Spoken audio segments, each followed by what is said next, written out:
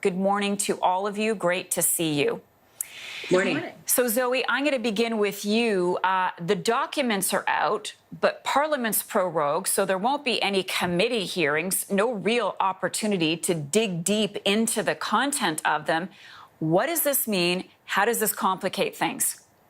So these documents show repeated and sustained political pressure from the Minister of Finance and the Youth Minister on our public servants to award this contract to we.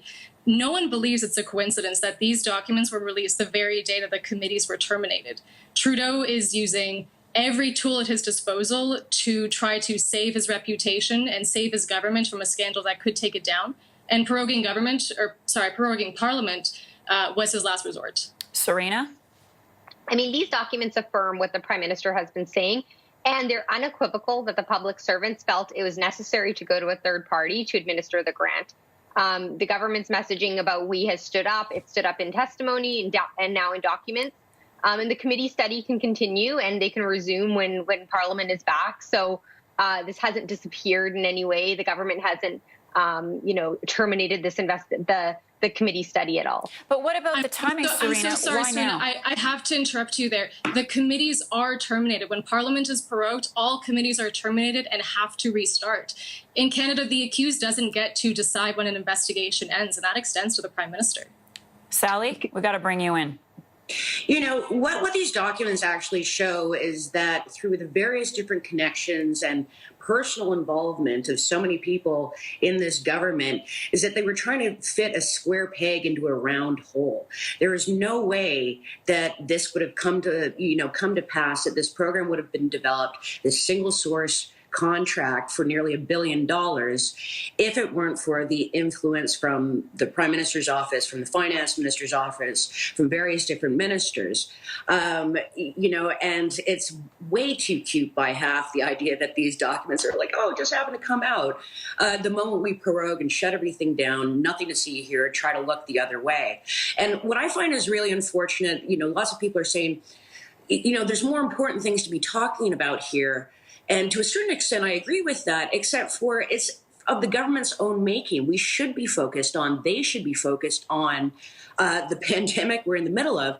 And instead, because of their laziness and corruptness and generally bad issue management, they're left being focused on this, trying to clean up this scandal, instead of actually working for Canadians to try to get us through one of the most challenging economic and health crisis we've had in this country ever. Serena, what about the timing?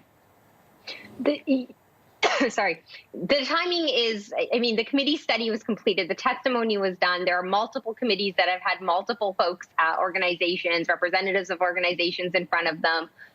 The story continues. The documents are available. The coverage continues. I'm not sure how everyone thinks that this has kind of ended it and that there's no more room for scrutiny under the government.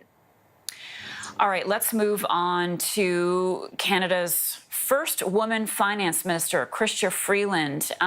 Zoe, what do you make of the fact, as a lot of people are, that Chrystia Freeland is pretty busy? People have joked that she's the minister of everything, and now she's taking on this huge file during this really critical time. Why do you think the Prime Minister chose her? Chrystia Freeland is one of the strongest and most reliable performers in this government. She's earned every bit of praise, even from some unlikely allies like Doug Ford and Jason Kenney. The problem is that there is a limit to how much a finance minister can achieve under a prime minister who so regularly prioritizes his own self-interest. And we've seen what this prime minister does to strong female cabinet ministers who refuse to toe the line. You do what he says or you're kicked out, just like Jody Wilson-Raybould or Jane Philpott. Sally, do you think that Chrystia Freeland now has maybe too much work to do? I wouldn't necessarily put it that way, but what people, need to remember is that when there's change in ministries, change in cabinet ministers, nobody has a magic wand right when they show up, in a new portfolio. Minister Freeland is tremendously talented and competent, but the chaos of this all happening in the middle of some very, very challenging economic times, of being able to just kind of come in and deal with, okay, what is happening with the CERB, what is happening with transitioning people to EI, what's happening with childcare, what's happening with the school year. All these things are financial decisions, and any change in ministry is a rather chaotic period, and it's just very unfortunate that the circumstances of scandal and incompetence that this local government has put themselves in has led them to have to make this change at this critical juncture.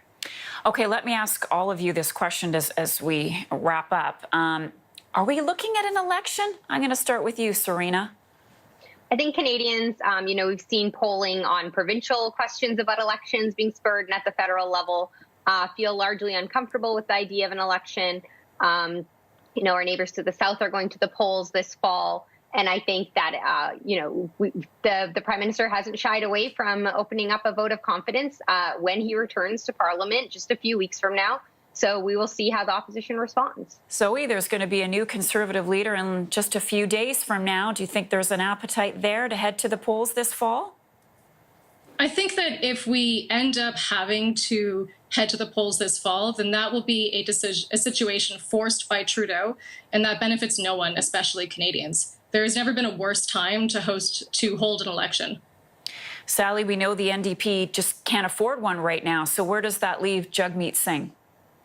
Well, I think the NDP has actually had pretty good fundraising of late. I don't think anybody wants an election. I always feel like somehow this time in the summer, in the dog days of summer, there's a bit of election speculation.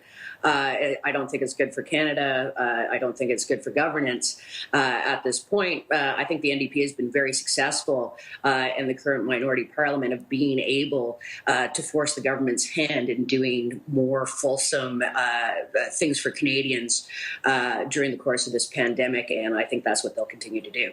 Sally Hauser, Serena Rehau, Zoe Knowles, I thank all of you, and I hope to speak with you again.